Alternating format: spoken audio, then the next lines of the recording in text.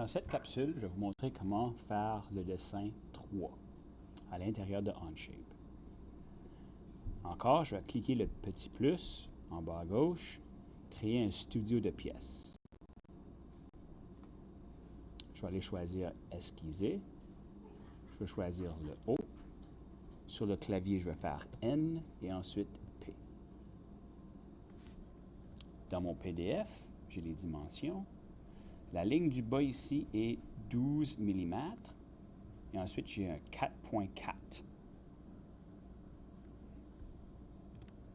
Donc, je vais faire L sur mon clavier pour avoir mon outil ligne. Clique une fois. Clique deuxième fois. 12. Je vais faire un zoom. Je vais aller vers le haut. Je clique. 4.4. Enter. Bon, ici, j'aime tasser mes cotations, pour que je puisse mieux voir mes lignes. Je viens de faire 12 et 4.4 qui est indiqué ici. Je sais que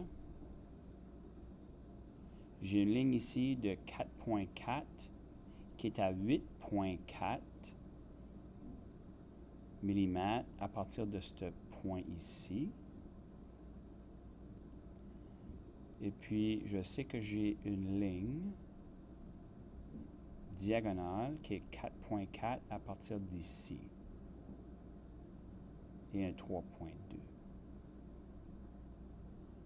Donc, mais ici, il ne semble pas avoir de ligne verticale. Toutes ces lignes ici sont des lignes de cut. Donc, il n'y a pas de ligne verticale comme qu'il y en a une ici. Donc, pour m'aider à dessiner celle-là et celle-là, je vais me faire des lignes de construction. Donc, je vais faire L pour mon outil ligne, et puis je vais faire Q pour l'identifier comme une ligne de construction. Je clique une fois, deux fois. Ici, c'est 4.4. Et ensuite, j'en ai une autre. Ici, je vais monter vers le haut. Je clique. C'était 3.2, si je ne me trompe pas. Je vais aller vérifier. 3.2. Ensuite, 3.2 vers la droite. Donc ici, vers la droite, clique. 3.2. 3.2. La prochaine ligne, c'est une autre de 4.4, mais celle-ci n'est pas une ligne de construction. Donc, je vais cliquer sur le Q. Je clique une deuxième fois, 4.4.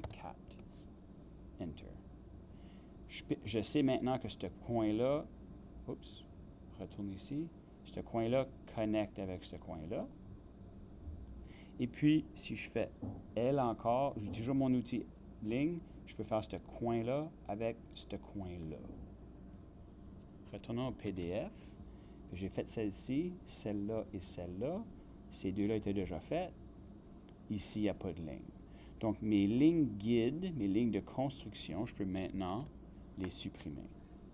Remarquez que j'ai toujours mon outil ligne de sélectionner. Si je fais Escape sur mon clavier, la clé en haut à gauche, ESC, je peux ensuite, j'ai plus mon outil, donc je peux venir cliquer sur ma ligne de construction et sur mon clavier, je fais supprimer pour les enlever. La prochaine partie, c'est d'ajouter les cercles. Mon premier cercle ici, j'ai des codes pour m'indiquer sa position. Donc 3.6 mm à partir du coin de hauteur et 3.6 mm de largeur vers la droite et son diamètre est aussi de 3.6. Donc ici, je vais faire L pour ma ligne et Q pour une ligne de construction. Ici, je vais vers le haut, 3.6. Vers la droite, 3.6. Je peux faire Escape. Je peux faire C pour avoir mon cercle. Je vais cliquer sur le point de ma ligne. clique une fois, clique deuxième fois, et ensuite je peux lui dire 3,6 pour son diamètre. Escape pour enlever mon outil de cercle, et je peux supprimer mes lignes guides. Le deuxième cercle a une hauteur de 2 mm et une distance de 8,4 mm. Donc, ligne L, Q pour construction. Je vais vers le haut. 2. Vers la droite, je clique 8,4. Ensuite, je peux faire C pour avoir mon cercle. Mais remarquez que j'ai toujours construction, donc je vais faire Q pour enlever construction. Je clique une fois, je clique une deuxième fois, et son diamètre, c'est 2,1 mm. Je vais retourner m'assurer. 2,1, 2, 8,4. Ici, j'ai mon 2,1. Ça, c'était 8,4 et 2. Donc, je vais supprimer mes lignes de construction. La dernière étape, c'est d'ajouter les cotes qui me manquent. Donc, ici, j'ai la cote du 2 et sa distance de 8,4. Donc, je vais aller chercher mon outil de dimension. Je vais cliquer sur la ligne et sur le point du milieu pour indiquer le 2 mm. Je peux faire Enter. Ensuite, j'ai toujours mon outil. Donc, le coin, ou plutôt le point et le coin pour me donner. Puis remarquez, le dépendant où est-ce que ma cote, ici je la veux parallèle avec mon 12. Puis je vais cliquer, puis je peux faire Enter pour confirmer. Ensuite, je vais faire la même chose avec ce cercle ici. Puis je vais faire le point avec le bas pour m'indiquer la hauteur.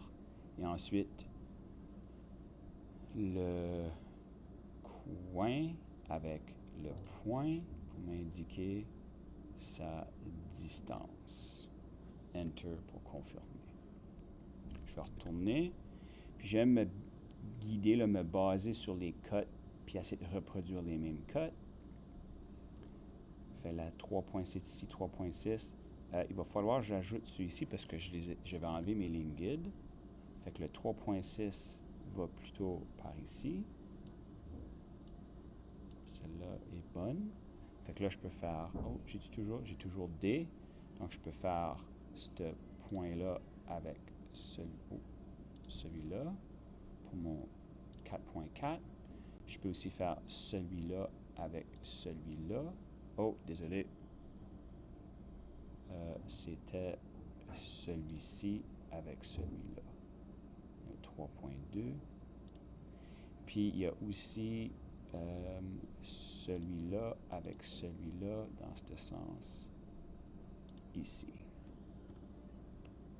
Et puis, je pense que j'ai tous les cotes.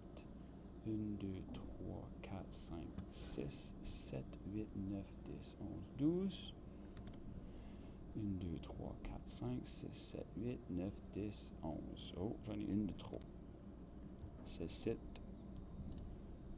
n'appartient pas là. Voilà. Et je peux ensuite aller chercher mon outil de texte, faire un petit rectangle, dessin 3, confirmer. Je peux le déplacer au besoin, comme ceci. Crochet pour confirmer. Voilà le dessin numéro 3.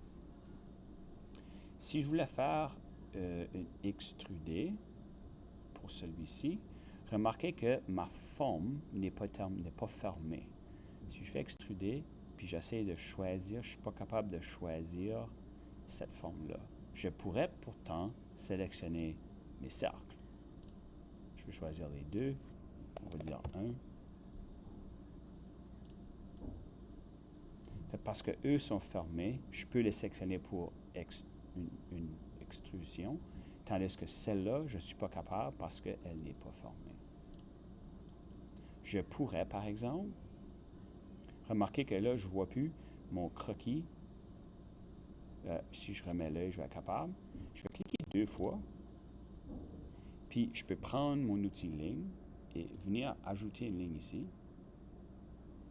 Confirmer mon design. Et ensuite, lorsque je vais dans extruder, je peux choisir celui-là. Puis remarquez, celui-ci, je vais faire la flèche vers le bas. Je vais aussi faire un. Puis vous allez remarquer, si je confirme, que j'ai pu faire les 2 cercles vers le haut et la base vers le bas. Donc là, j'ai mes 2 cercles en 3 dimensions superposés sur... Oh, ça a même fait les trous en dessous. Ça, c'est parce que lorsque j'ai choisi, vous allez voir mon extrude. Si je clique 2 fois sur mon extrude, je peux voir ma sélection. Je pourrais venir ici en dessous et sélectionner les trous. Puis là, si je fais confirmer, vous allez remarquer qu'en dessous maintenant, c'est tout plein. C'est tout pour le dessin 3.